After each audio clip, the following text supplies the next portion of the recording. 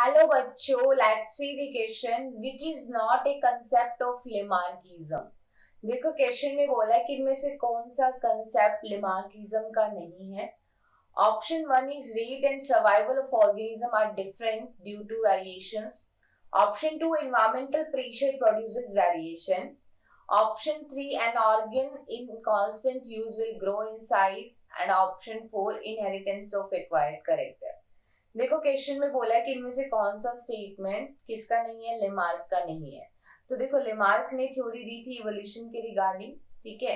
और उसने क्या बोला था कि जो ऑर्गेनिज्म होता है वो एक्वायर्ड करता है इनहेरिटेंस ऑफ एक्वायर्ड करेक्टर, कि जो करेक्टर उसने अपनी लाइफ टाइम में गेन किए हैं वो ही करेक्टर उसके नेक्स्ट जनरेशन में भी जाएंगे। इनहेरिटेंस होती है, ठीक है। इनहेरिटेंस कौन से करेक्टर्स की? इनहेरिटेंस ऑफ एक्वायर्ड करेक्टर जो उसने अपने जीवन काल में गेन किए हैं।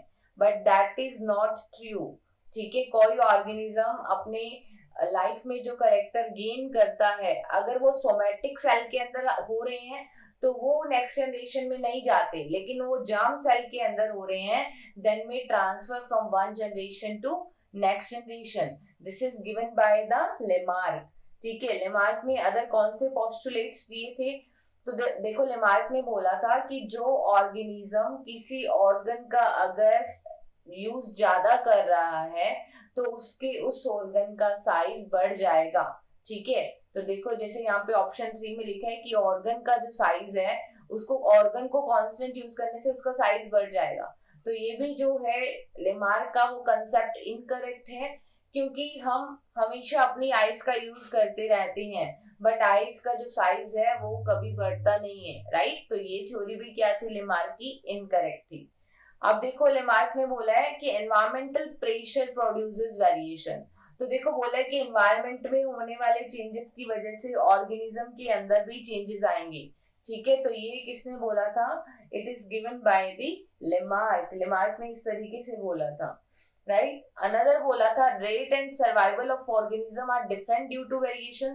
तो देखो जो लेमार्क था उसने ऑर्गेनिज्म की सर्वाइवलिटी के बारे में कोई एक्सप्लेनेशन नहीं दिया था, ठीक है, कि किस तरीके से ऑर्गेनिज्म सरवाइव करता है, ठीक है। और ये वेरिएशंस की वजह से होता है, that is not given by the Lamarck, ठीक है। ये बताया था डार्विन ने कि सर्वाइवल ऑफ द फिटेस्ट, कि जो ऑर्गेनिज्म फिट होगा नेचर उसका सिलेक्शन करेगी और वो उस नेचर के अकॉर्डिंग अडेप्ट हो जाएगा।